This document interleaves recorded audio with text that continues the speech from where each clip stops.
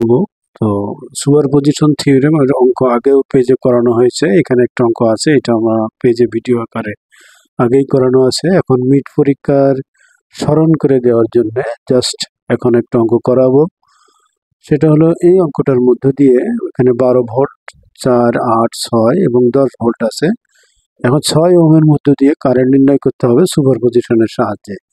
তো সুপারপজিশন থিওরেমে সাধারণত প্রত্যেকটা শাখার কারেন্ট নির্ণয় করতে বলে, প্রত্যেকটা রেজিস্ট্যান্সের। কিন্তু এই অঙ্কটায় স্পেসিফিক্যালি 6 ওহমের মধ্যে কারেন্ট বের করতে হবে।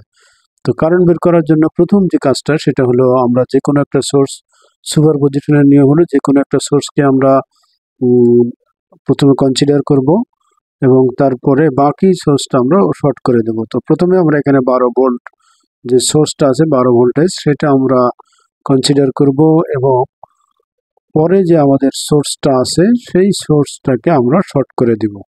তাহলে এখানে আমাদের 6 ওহম, এখানে 8, এখানে 4। এখন এই সার্কিটে যে কারেন্ট প্রবাহিত হবে এখান থেকে সাপ্লাই কারেন্ট, আমরা সেটা নির্ণয় করব। এটা বইতে সংক্ষিপ্তভাবে করা আছে। তো যেহেতু সেকেন্ড সেমিস্টারের স্টুডেন্ট তারা আশা করছি বুঝতে পারবে। আর যদি নাও বুঝতে পারে বইয়েরটা আমি বুঝাই দিচ্ছি, বইয়ে যেভাবে করা আছে সেভাবেই করব, যাতে বাসায় তোমরা বই দেখেও শিখতে পারো এবং পরীক্ষায় লিখতে পারো। তো এখানে আমরা জানি কারেন্ট বের করার জন্য প্রথমে ভি ভাগ আর দিতে হয়। তো এখানে ভি আছে আমার 12 ডিভাইডেড বাই আর। এখানে আরটা একবারে টোটাল রেজিস্ট্যান্সটা এখানে বসাবো। টোটাল রেজিস্ট্যান্স বসানোর জন্য এখানে আমাদের 4 ওহম যেটা সিরিজে আছে আমরা যোগ দিলাম এবং এটা দেখতে পাচ্ছি আমরা প্যারালালে আছে 6 আর 8। তো 6 প্যারালাল 8 দিয়ে দিলাম। তো এটাকে যদি বুঝতে না পারো তাহলে এভাবে করে নিবা, 12 divided by 4 plus 6 into 8 divided by 6 plus 8। এইভাবে যদি তুমি ক্যালকুলেশন করো তাহলে 12 ডিভাইডেড বাই এখানে আসবে হলো 7.43 এবং এটা ভাগ করলে কারেন্টের মান আসবে 1.61 এম্পিয়ার। তো এটা আমরা পেয়ে গেলাম আমাদের প্রথম কারেন্ট, প্রথম যেটা কারেন্ট আই, এই আইটা আমরা নির্ণয় করলাম আই। এখন I6 এর মধ্য দিয়ে মানে 6 ওহমের মধ্য দিয়ে কারেন্টটা কত হবে, I6 ধরে নিই আমরা, বা I6 প্রাইম প্রথম অবস্থায়। তাহলে I6 প্রাইম সমান কি লিখবো, এখানে আমরা কারেন্ট ল অ্যাপ্লাই করব। তাহলে আমাদের সাপ্লাই কারেন্ট আই মানে হলো 1.61 ইন্টু যে রেজিস্ট্যান্সের কারেন্ট আমরা নির্ণয় করবো তার বিপরীত রেজিস্ট্যান্স দিয়ে গুণ দিতে হবে, 8 দিয়ে গুণ দিলাম, ডিভাইডেড বাই রেজিস্ট্যান্স যে দুইটা আছে প্যারালালে তাদের যোগফল 6 প্লাস 8। এটা যদি করি তাহলে আমরা I6 প্রাইম নির্ণয় করতে পারবো এবং এটার মান হবে 0.92 এম্পিয়ার। এটা একটা কারেন্ট নির্ণয় হলো আমাদের, যে কারেন্টটা এইদিকে যাচ্ছে। এখন আরেকটা কারেন্ট যদি আমরা নির্ণয় করতে চাই আমাদের, তাহলে ভোল্টেজ সোর্সকে আমরা কনসিডার করবো। এখন সেকেন্ড সোর্স কনসিডার করার জন্য আমরা আরেকটা চিত্র আঁকবো। এখানকার যে 12 ভোল্ট আছে আমাদের 12 ওহম যেটা, এটাকে আমরা শর্ট করে দিলাম শর্ট করে। বাকি রেজিস্টার যেগুলো আছে সেগুলো আমরা এঁকে নেব। রেজিস্ট্যান্সগুলো এঁকে নেওয়ার পরে আমরা সেকেন্ড সোর্সটা কনসিডার করবো এখানে। তাহলে সেকেন্ড সোর্স আমাদের কত আছে, 10 ভোল্ট এবং এখানে 6, এখানে আমরা I6 ডাবল প্রাইম নির্ণয় করব। এখানে আমাদের 8, এখানে আছে 4।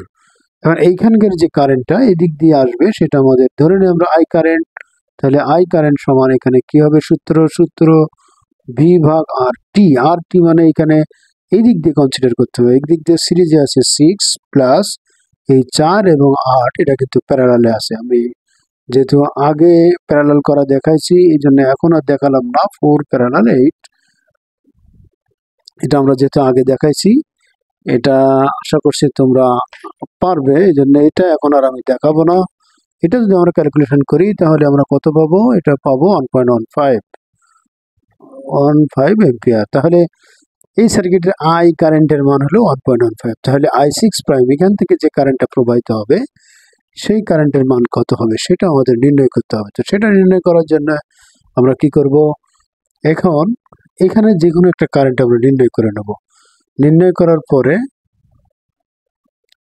আমরা এই কারেন্টটাই তো যেটা আমরা নির্ণয় করছি এটাই তো আমার এই সার্কিটের এদিক দিয়ে যাচ্ছে, তাহলে তো আর কোনো সমস্যা নাই।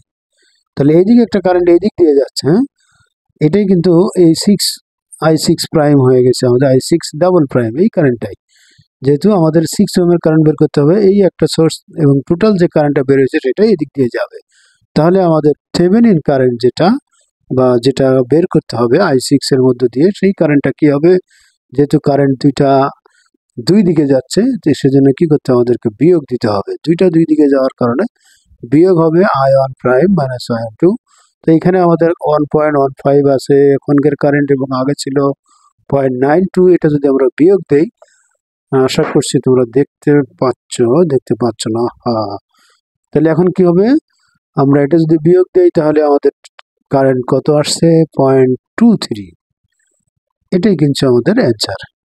তো এই ধরনের অঙ্ক আসলে আশা করছি তোমরা পারবে, অঙ্কটা বেশ সোজা আছে।